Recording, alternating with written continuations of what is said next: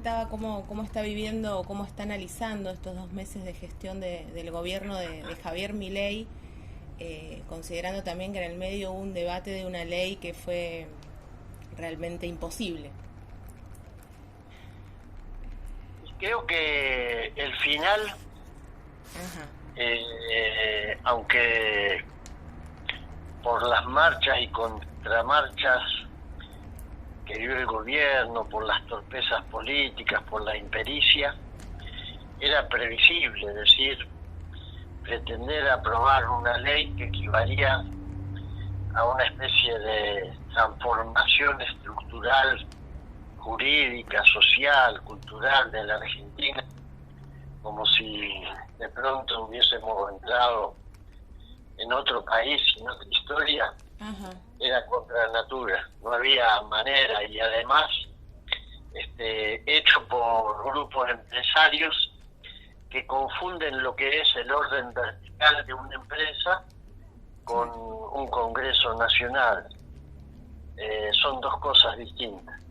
Entonces querer aprobar una ley con más de 700 artículos que después se fueron rebanando y quedando en el camino, era una sesión donde no se habían conseguido consenso ni con los aliados propios, a los que después tildó de traidores, de delincuentes. La verdad es como si uno estuviera viendo una especie una de esas películas que hablan de un futuro distópico. Ajá. Y con un personaje a cargo de la presidencia de la nación que lamentablemente es no solamente imprevisible, es irracional, desquiciado. Me parece que bueno, no cabía otro final. El problema es que ahora se toman represalias como las que acabamos de ver, que es la eliminación del subsidio al transporte para supuestamente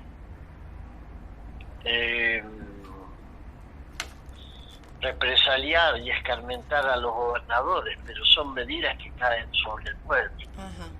No es que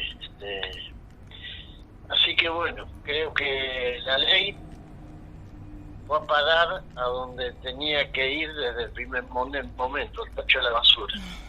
Bueno, y un gobierno al que le parece difícil, le resulta difícil llegar a consensos, ¿no? Con 38 diputados, el consenso es más que necesario y el debate es imprescindible. Eso no se vio en la Cámara de Diputados y le va a ser muy difícil a Javier Milei gobernar por decreto. ¿Cómo lo ve?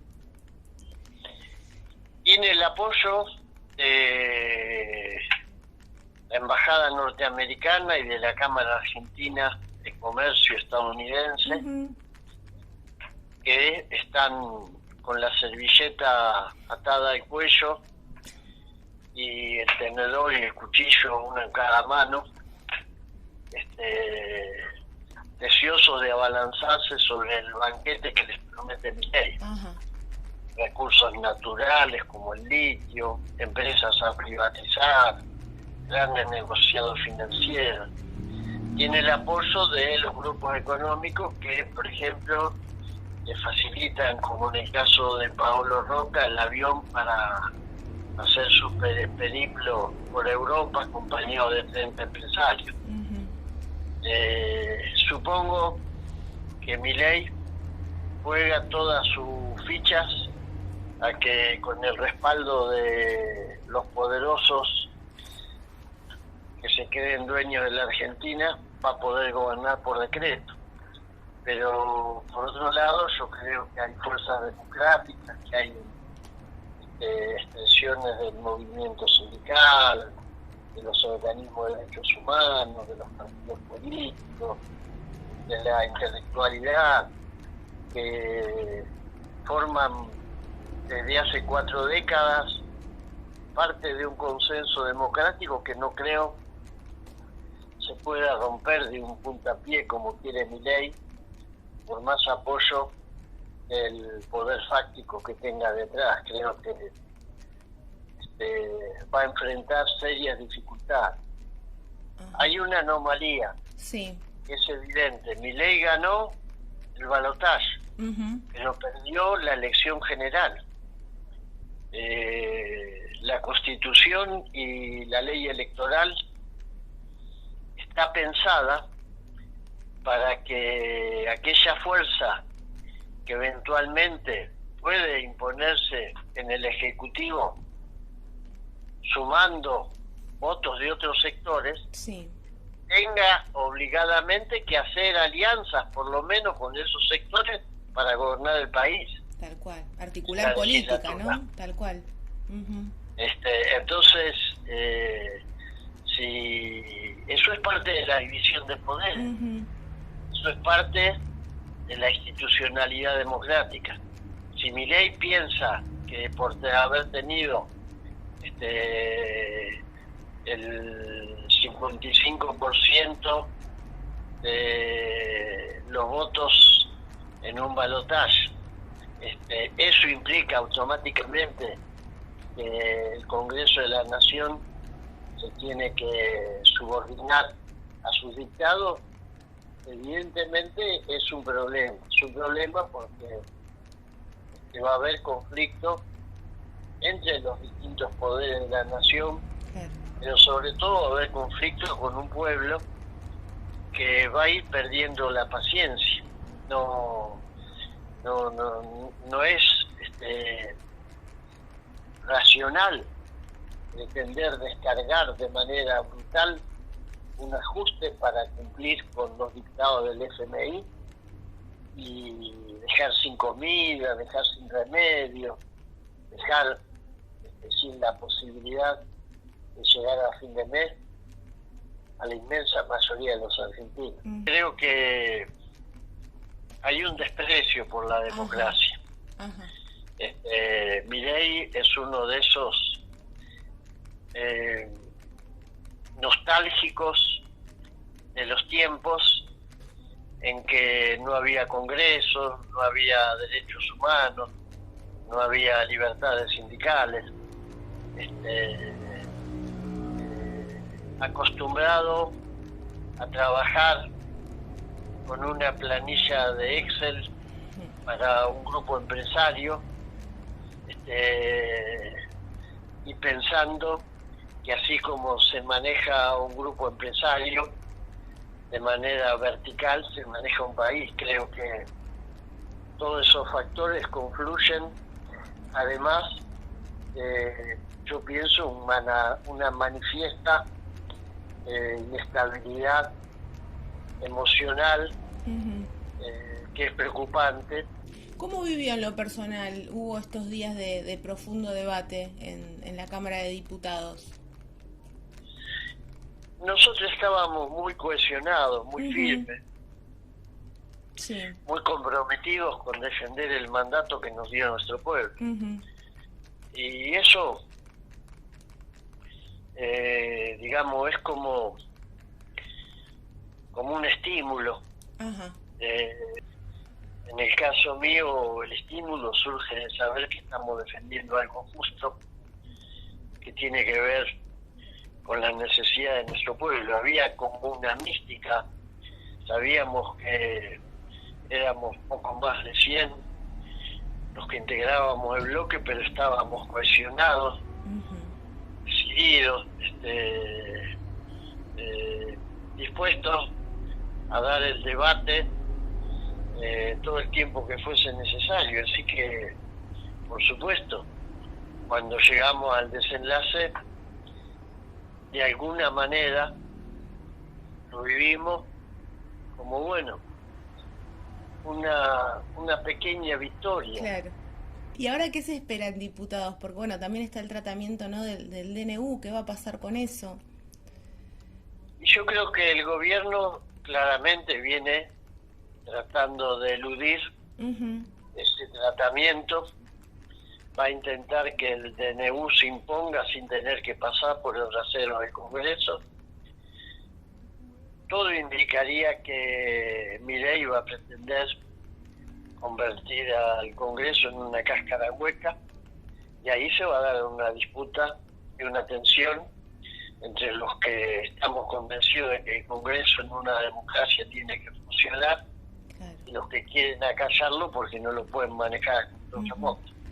Bueno, nosotros hemos hablado antes del balotaje, donde se planteaba un escenario totalmente distinto, y me acuerdo que usted llamaba a votar por Sergio Massa, ¿no? Por todo lo que faltaba, digamos, en términos de derechos conquistar. Nos cambió la Argentina, y en 2 meses la discusión se corrió.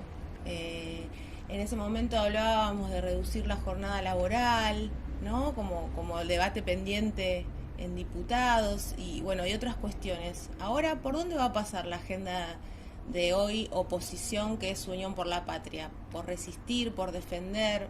¿Habrá algún margen de posibilidad de proponer alguna iniciativa? ¿Cómo está ese tema? Y pasamos de un tiempo en el que hablábamos de reducir la jornada laboral a un tiempo en el que de manera frenética se quieren reducir los derechos laborales. Y creo que la agenda va a estar centrada ahí. Con intervenciones que se van a dar desde el Congreso, con intervenciones que se van a dar desde la calle, con una dinámica en la que, como se demostró también cuando fue el tratamiento de la ley, porque no hay que olvidarse que también desde la calle hubo oxígeno para que se pudiera resistir, claro, y disuadir a muchos que estaban indecisos en relación con la aprobación de la ley ómnibus.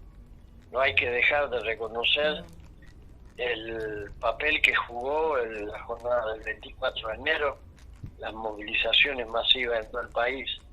Creo que vamos a un tiempo donde el Congreso y la calle van a ser cada vez más recurrentes. Bueno, recién me hablaba de pequeñas victorias, y una de las victorias tiene que ver con este amparo que habían presentado CGT, CTA, donde finalmente la justicia dictó sentencia firme sobre la inconstitucionalidad del DNU en materia laboral. Eso también fue una pequeña victoria, también producto de la resistencia y de la unidad, ¿no?, del movimiento de trabajadores. Sí, efectivamente. Una pequeña victoria que tiene un efecto que le quita presión e incertidumbre a cientos de miles de trabajadores y trabajadoras. Claro. Porque esa reforma laboral fundamentalmente lo que planteaba el punto neurálgico de la reforma era el despido sin causa, sin indemnización. Cuando en un país no tenés protección frente a los despidos, cuando a las patronales no les cuesta nada despedir, ni hay paraguas que proteja al trabajador, todos los demás derechos que vos tenés se relativizan, porque sabés que cualquier otra cuestión está supeditada a que te puedan despedir de un plumazo. Claro. Así que creo que sí, fue una victoria del movimiento sindical y de todos los trabajadores de este país. Bueno, y ahora se viene la discusión del Consejo del Salario. ¿Cómo ve ese primer Consejo del Salario de la época Milei? La verdad es que es bueno que lo hayan convocado. Lo convocan tardíamente. Claro. Se tendría que haber convocado hace un mes. Nosotros mandamos una carta documento exigiendo la convocatoria de la CTA. Ahora nos vamos a juntar las 3 centrales el día miércoles. Vamos a definir una postura en común. Mira. La propuesta va a girar en torno a una cifra que permita recuperar lo perdido por la inflación y que se cierre con un tramo corto. No queremos definir una cifra por un periodo de tiempo anual ni semestral, porque creemos que los niveles inflacionarios actuales no dan margen para eso. Así que vamos a definir un porcentaje que permita por lo menos resarcir la pérdida inflacionaria, que sea un acuerdo para un tramo corto, de 2 o 3 meses máximo, que volvamos a ser convocados. Bueno, la CGT hablaba de un 85%, más o menos rondaría por ahí la cuestión. Puede rondar por ahí, Uh-huh. condición de que no sea por un año, digamos. Claro, un tramo largo. Que excedan los 3 meses. Claro, bueno, veremos ahí qué sucede. Hugo, le hago una última. Como docente, se están planteando varios reclamos que tienen que ver con la actividad docente, ¿no? Por los fondos coparticipables que no estarían llegando a las provincias, que tiene que ver con el financiamiento, con el FONID y otros ítems que hacen al salario docente. ¿Cómo está viendo esta situación, considerando también el antecedente que tenemos en los 90 de resistencia de la lucha docente? Con mucha preocupación. Uh-huh. Si se hubiesen aprobado las leyes que el gobierno pretende o el DNU, estaríamos con la suspensión de la ley de financiamiento educativo, de la ley de educación nacional, con la igualdad, sin el fondo de incentivo docente, sin los recursos que reciben las provincias. Pero todo eso, por imperio del fracaso del intento de aprobar esa ley, sigue teniendo vigencia. Uh-huh. Los gremios docentes van a exigir que se cumpla con lo que marcan las leyes vigentes, y si el gobierno decide ir por el camino del no cumplimiento de las leyes, va a haber un conflicto con el gremio docente, va a haber presentaciones a la justicia, va a haber movilizaciones de padres y de estudiantes, porque iríamos a una situación de asfixia financiera. Los gobernadores, todo indica que van a ver reducidos sus ingresos, porque el impuesto que íbamos a votar, que fue lo que hizo que el gobierno decidiera romper cualquier tipo de acuerdo con sus aliados, sí. Me refiero al impuesto país, Ajá. significó una reducción drástica de los recursos de los gobernadores.